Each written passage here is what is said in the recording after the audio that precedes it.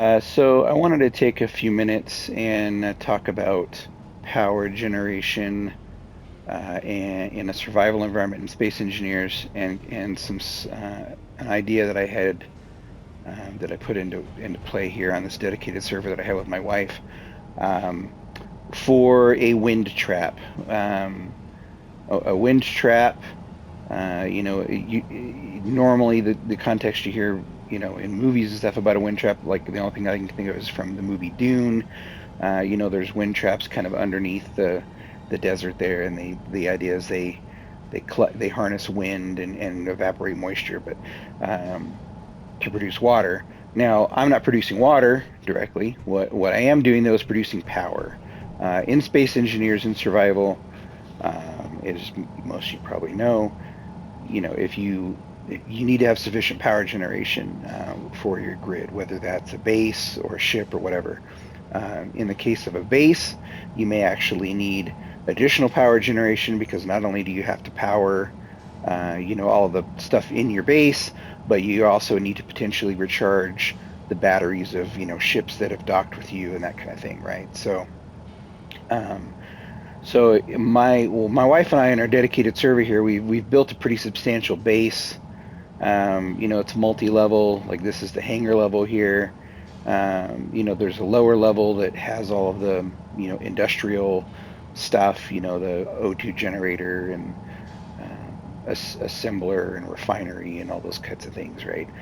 There's several large containers that are rigged up with conveyors and sorters for dividing up resources into different buckets essentially and all this kind of thing, right? There's an elevator that leads, to the different levels. The lower levels, the mechanical level, that's where all the industrial stuff is. Then the hangar level. There's the residential level, which is essentially my wife going nuts as an interior decorator. So she's got all the stuff going on up there. Um, and this base, as you can see, is largely underground.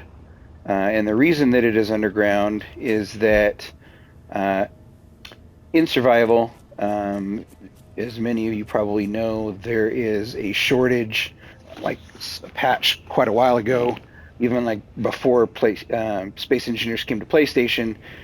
The developer had released a patch that essentially removed uranium from the game on planet, right? So the only way you could get uranium, like if you wanted to build reactors and stuff to power things, if you wanted to get uranium, you had to go out into space for it and then go through the tedious process of searching asteroid fields until you could find a uranium asteroid, essentially, right?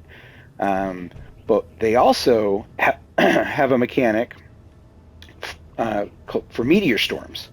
When you're setting up a server or setting up a world in single player, you can turn on meteor storms, and if you turn on meteor storms, you get frequent meteor storms. Even if you have the thing set to the kind of normal or infrequent timing of the meteor storms, they still seem to happen pretty regularly. Like we get one, it seems like at least once every in-game day, um, we get a meteor shower, and it will frequently the meteor storms are kind of targeted on the area where you've built stuff, right? So if I come over here and look in the area where I used to have like a giant wind turbine farm, I've got like meteor craters and stuff all over this side of this hill, right? So, I mean, some people would say, well, just turn the meteors off, but I want the meteors because a lot of times those meteors are uranium or silver or platinum or other minerals that can be hard or impossible to come by in survival via other means, right? So uh, then the problem that I ran into was, okay, well, I want the meteor storms, but they keep nuking my power generation.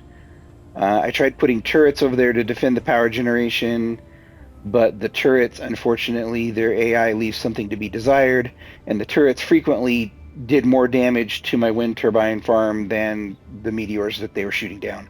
So then I thought, well, maybe I'll try building. I mean, we've got our base underground to protect it from the meteors. What if we put power generation underground?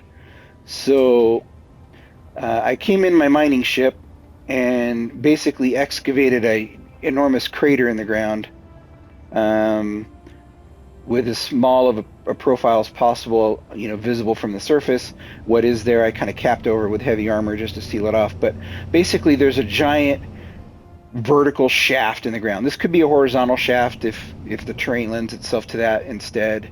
If you want it, it doesn't really matter, because wind turbines and space engineers don't actually have to be up in the air where they can get wind.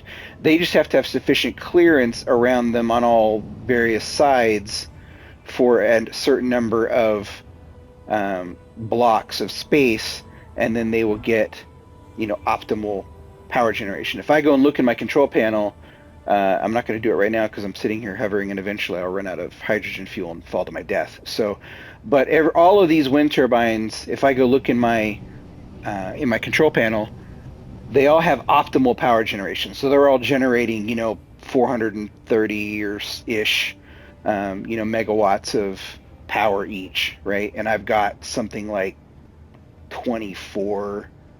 I think I've got 24 wind turbines on here, because there's like 4 on a level, and I think I've got like 6 levels down to the bottom of the hole.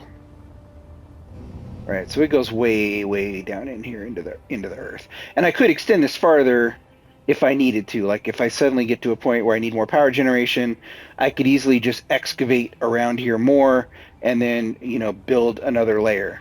I'm probably way, way, way far away from needing to do that. So the way that this is tied into my grid, my base, is that up here at the top, this is kind of just below ground level, right? This is the cap of the well shaft that I had a ship parked on temporarily, but I went in by hand and tunneled this direction, kind of laterally over to where the end of the ramp outside my base is.